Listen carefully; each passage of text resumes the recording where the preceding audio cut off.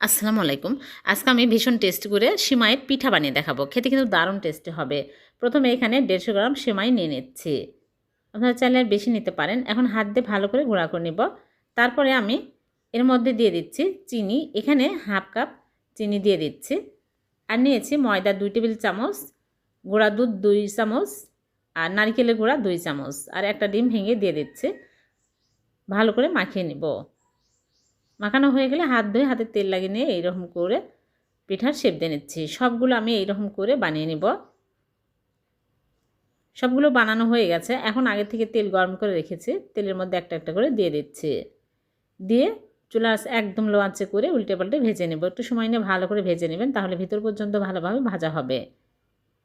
এই পিঠাগুলো অনেকদিন পর্যন্ত স্টোর করে রেখে খাওয়া যায়। এরকম কালার হলেই তুলে নিচ্ছে।